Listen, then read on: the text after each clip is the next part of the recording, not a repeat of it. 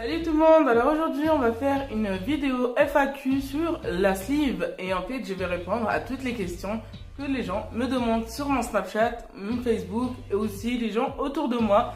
Donc je vais essayer de répondre aux questions les plus demandées plus en détail donc dans cette vidéo. Donc c'est parti. We don't talk anymore.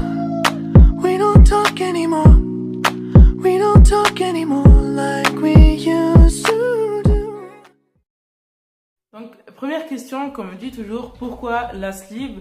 La sleeve, j'ai répondu à cette question en fait au début, dans une autre vidéo au début. Donc, vous pouvez aller la voir dans les vidéos de YouTube. Sleeve, pourquoi la sleeve? Vous la retrouverez aussi en description. Donc, voilà pour cette question.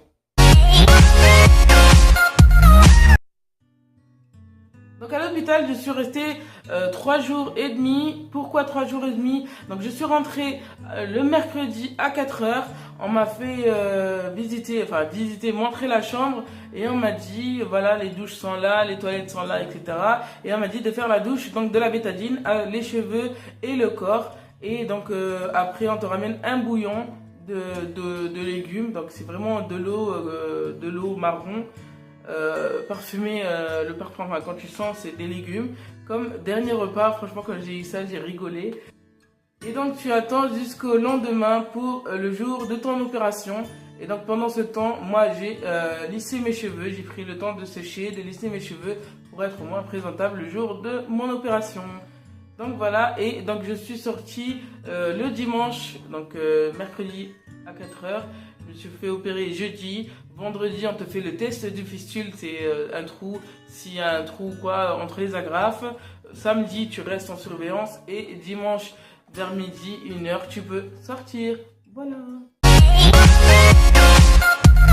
Oui, ça fait mal. On va pas dire que ça fait pas mal et que c'est une baguette magique, c'est faux. Donc, comme je vous l'ai dit, donc si je ferme mes yeux, j'ai le soleil sur les yeux, donc voilà. Donc, est-ce que ça fait mal? Oui. Alors, pour essayer de vous décrire un maximum la douleur, comment c'est. Alors déjà, la douleur, elle est supportable quand tu ne bouges pas, tu restes allongé, tu ne parles pas, tu ne bouges pas. Donc même s'il y a t'as des visites ou quoi, demande-leur le premier jour de pas venir, ça ne sert à rien. Déjà, tu te fais opérer le matin, en tout cas avant midi. Et après, tu te réveilles, tu retournes dans la chambre quoi, vers 4h, 5h. Donc voilà, s'ils veulent venir te voir juste comme ça, ok, mais évite de parler et déjà tu auras soif et tu ne pourras pas boire en tout cas jusqu'au lendemain avant qu'on te fasse le test de fistule, donc du trou à l'estomac. Ils te proposent de boire mais moi j'avais refusé, donc voilà. Et donc la douleur c'est quoi? C'est comme si tu avais faim, mais moi j'avais pas faim. Mais la douleur, j'essaie de vous dire avant de faire la sleeve, la douleur comment elle était, comment elle pourrait être. Donc c'est comme si tu avais faim, mais x10. Et en fait, tu sens une crampe dans ton estomac, vraiment se rétracter comme ça, serré. Et après, j'ai senti, on dirait, une énorme pierre posée en fait sur le bas de ma poitrine. Donc c'est, on va dire, 4 doigts en dessous de votre poitrine pour les filles, même pour les garçons même. Et donc c'est au milieu, c'est là où se situe votre estomac en fait. Et moi, j'avais pas cru que l'estomac était aussi haut. Donc c'est là où vous sentez un poids et en même temps quelque chose vous serrez en fait. Donc voilà. C'est ça pour la douleur, mais après comme je vous ai dit c'est supportable quand vous ne bougez pas et vous demandez toujours au début, les 2 premiers jours on vous met de la morphine, on vous l'enlève le lendemain vers midi. Après ça dépend, moi je vous le dis pour moi, après ça dépend peut-être des d'autres personnes qui n'ont pas eu exactement la même chose que moi. Donc voilà, après on vous donne des Doliprane, du paracétamol pur en fait, donc voilà, vous aurez pas mal, vous inquiétez pas. Donc moi mon protocole c'était pendant les jours d'hôpital, en tout cas le dernier jour d'hôpital on m'avait toujours proposé un bouillon et à partir de là une diététicienne vient et te dit qu'est-ce que tu dois manger, etc. et te donne ton protocole. Donc le protocole c'était du mixé du 4e jour de la sleeve, donc le jour de ma sortie, jusqu'à pendant 1 mois tu manges que du mixé. Pour moi c'était un thé ou un café le matin avec une biscotte trempée dedans. chose que je n'ai pas pu faire. Ensuite à 10h une collation, donc une compote ou un yaourt. Donc ça j'ai pu en manger un. Ensuite à midi on te conseille un bon bol de soupe mixé, donc avec un yaourt ou un fromage blanc ou une compote. Chose que je n'ai pas pu faire et jamais finir un bol jusqu'à aujourd'hui. C'est vraiment 2 cuillères maximum. La troisième, ça y est, ça remonte et tu commences à suffoquer. Ensuite, à 4h, la même collation qu'à 10h. Et le soir, la même collation, le même repas qu'à midi. Ça, c'est normalement le protocole donc qu'ils m'ont donné le premier mois. Mais après, ça dépend de ton état. Moi, par exemple, on m'a dit qu'on m'avait coupé un peu trop l'estomac, soi-disant pour que je perde un peu plus. Mais le truc, c'est que je ne peux toujours pas manger. J'essaye chaque fois de manger un peu plus que 2 cuillères de soupe mixée. Et en fait, ça bloque. Après, peut-être que je mange un peu vite. Vu que j'ai l'habitude de manger rapidement, peut-être que c'est à cause de ça. J'en sais rien. Mais on te dit déjà de boire, de manger la quantité d'un bol de bébé de soupe. Pour ça, juste pour cette quantité-là, de mettre 30 minutes à le manger au calme, sur une table, et voilà, tranquillou, sans rien. Chose que c'est un peu difficile avec des enfants, on va dire ramène ci, ramène ça, fais ci, fais ça, etc., etc. Donc voilà, mangez doucement, bien mâcher. Même la soupe, apparemment, il faut bien la mâcher pour préparer l'estomac à recevoir donc l'alimentation. Et donc voilà. La meuf. Et donc voilà. Oui, donc voilà, je peux toujours pas manger. Donc la plupart des choses que j'ai pu manger, yaourt, les trucs frais, les trucs froids, en tout cas la compote. Après, chose déconseillée, la glace à l'eau. Et une fois j'ai essayé la glace Snickers glacée, et j'ai tout vomi juste après. Donc je pense que c'était trop sucré, mais je sais pas si c'est vraiment à cause de ça ou pas, parce qu'en fait quand j'ai pris donc la barre de Snickers glacée, j'avais pas de gêne ni rien, tout passait bien. Donc voilà, malgré qu'il y avait des cacahuètes dedans, j'ai bien mâché et pourtant tout est bien passé. Mais le truc, c'est que j'ai pris 4 pistaches juste après, mais vraiment 4, je les ai comptées, je les ai bien mâchées, je les ai mangées, et à partir de là, ça m'avait gêné. En fait, t'as la bouche qui se remplit de bave, de salive, tout ce que tu veux. Tu craches, et après, bim, ça remonte et tu commences à vomir. Moi, quand je vomis, j'ai tellement mon visage qui commence à se gonfler. Donc voilà, je vous déconseille de prendre les choses trop gras, trop sucrées et trop salées. La meuf, elle fait la publicité. Sinon vous pouvez vous évanouir quelques secondes ou vomir. Donc moi c'était plus vomir. En un mois j'ai vomi 3 fois. Donc à vous de voir et à vous de savoir comment manger. Oui, comme je vous ai dit, c'est dur. Au début c'est dur en fait. Pourquoi? Parce que c'est plus la douleur. Après le seul point positif c'est que 2 points positifs même. C'est que 1 tu perds du poids, 2 t'as pas vraiment faim. T'as pas vraiment faim la journée, mais le soir. En fait, je pense que t'as faim les mêmes horaires que t'avais faim quand t'avais pas la sleeve. C'est-à-dire que moi, je mangeais pas la journée avant et je mangeais que le soir.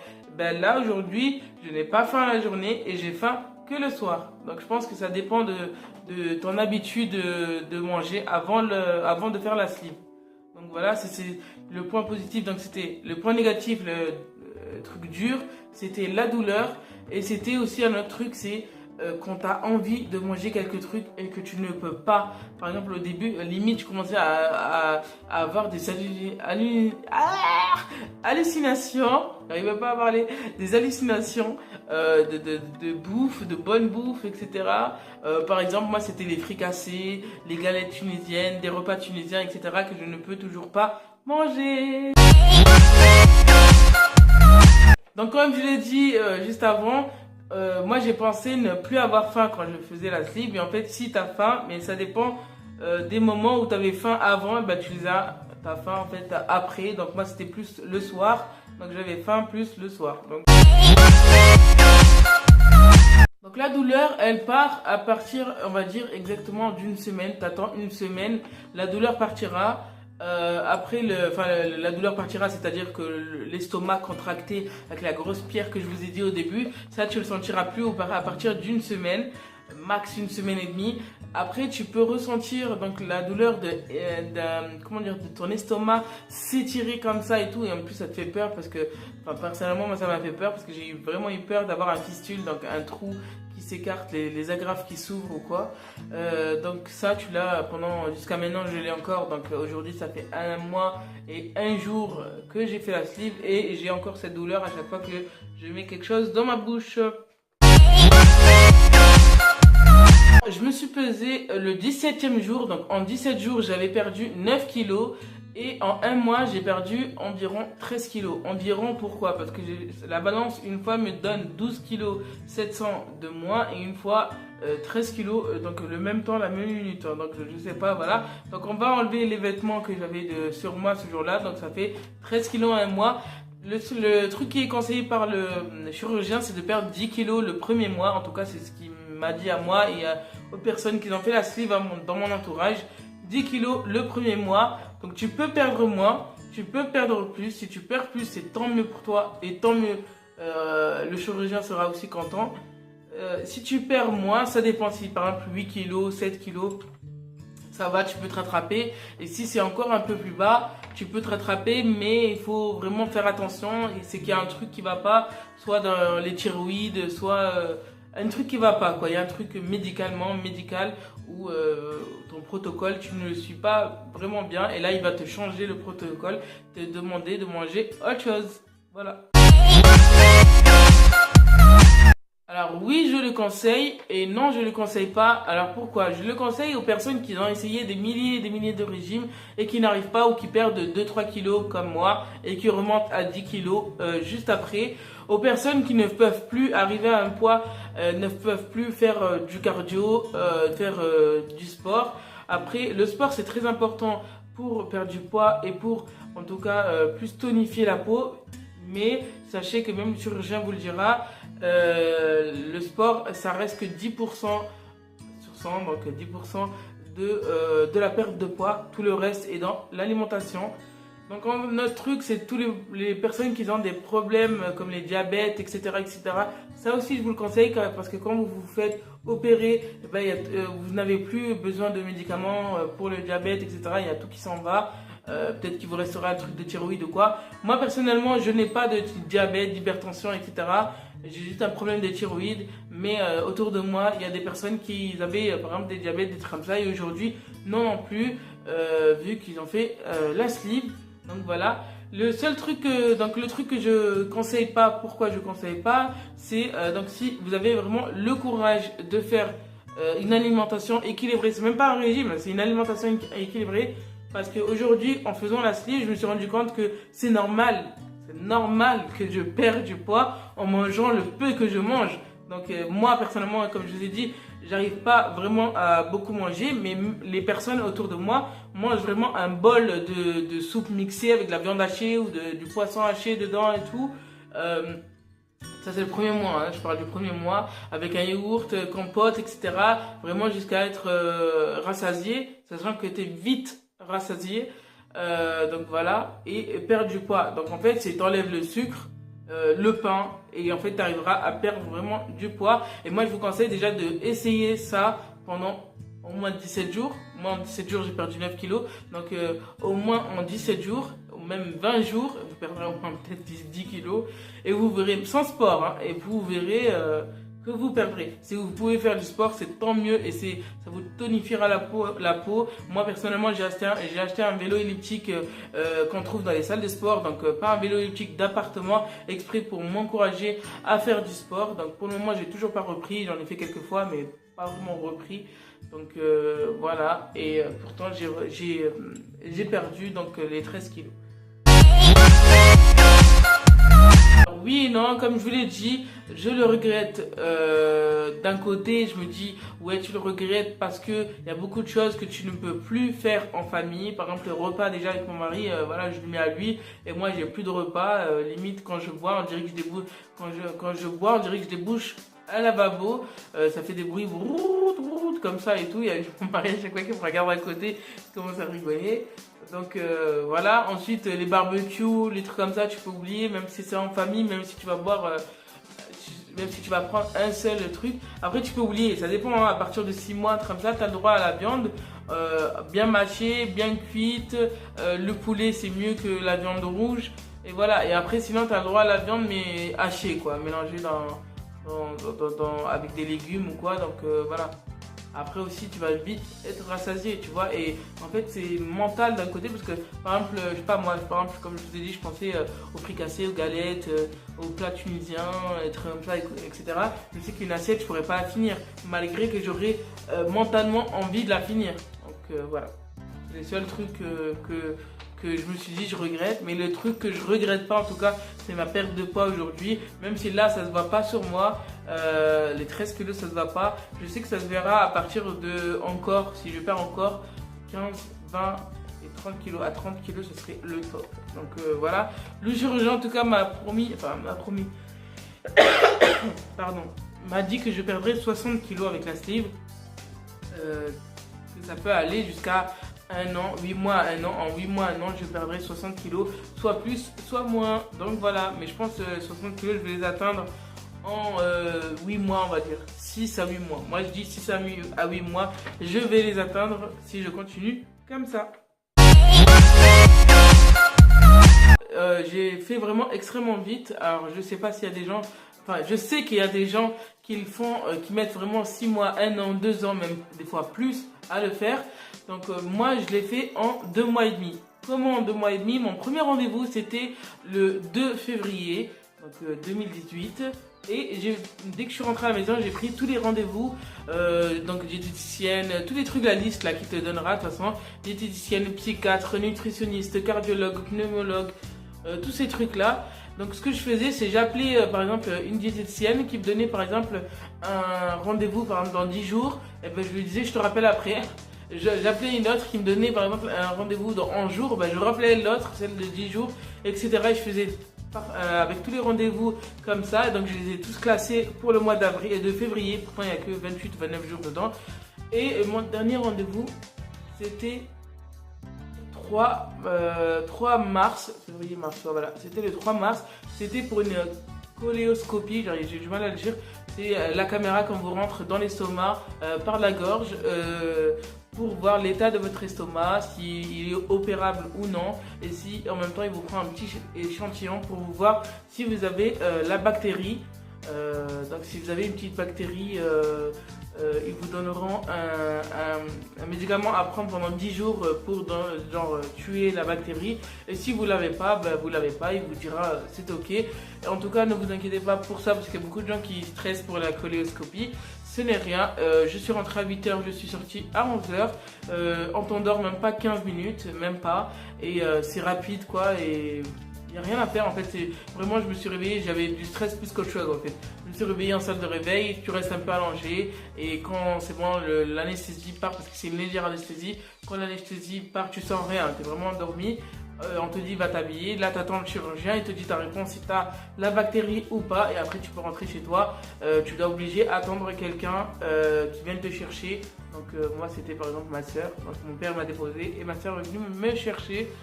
Donc voilà, je l'ai fait aussi dans une clinique et voilà pourquoi j'ai fait rapidement aussi.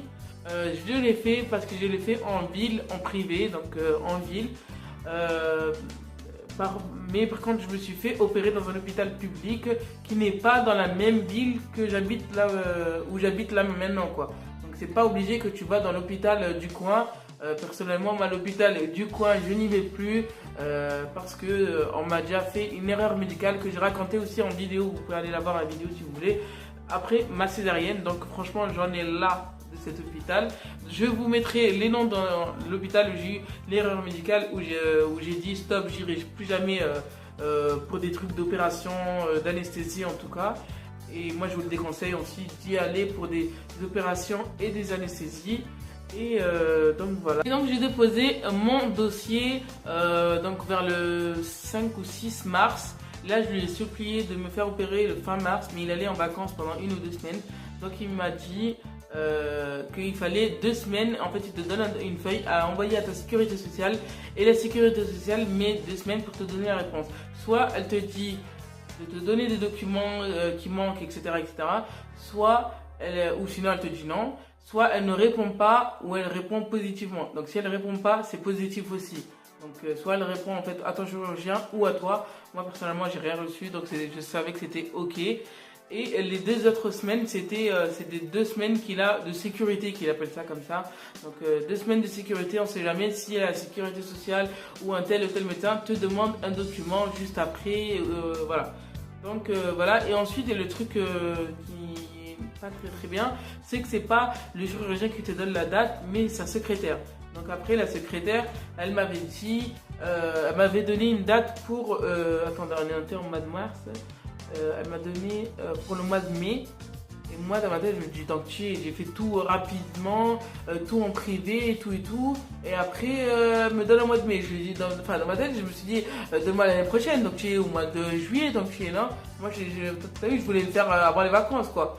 Donc voilà, donc après elle m'avait donné le 19 avril. Donc le 19 avril je suis rentrée le 18 et opéré le 19. Et donc voilà, après elle te donne des médicaments à prendre, enfin des médicaments, bétaline à acheter, des collants de condensation, je crois que ça s'appelle comme ça, j'ai oublié les noms exacts, que tu mets en fait, il te sert et tu les mets pendant l'opération pour éviter les phlébites et éviter les phlébites et je sais plus quoi d'autre, les caillots, je crois les caillots ouais, dans les veines, tout ça.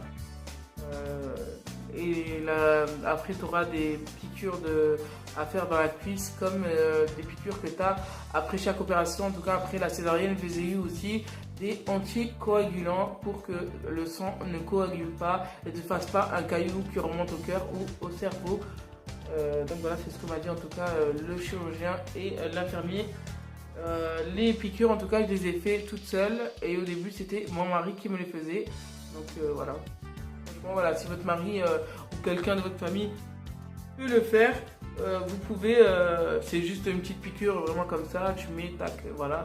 On n'en parle plus, au lieu d'attendre à chaque fois que l'infirmière vienne et tout, donc c'est galère.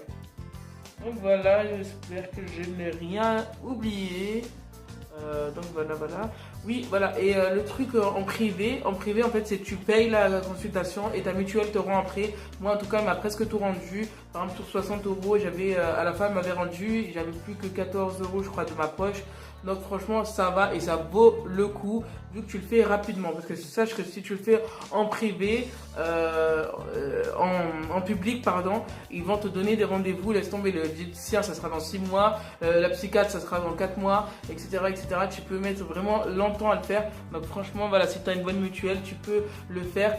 Si tu as aussi la CMU, ça, parce que la CMU, moi je ne l'ai pas, mais la CMU, tu ne payes rien du tout en privé. Tu ne payes rien du tout. À part, je crois, un seul médecin te demandera 12 ou 14 € à payer. Donc voilà.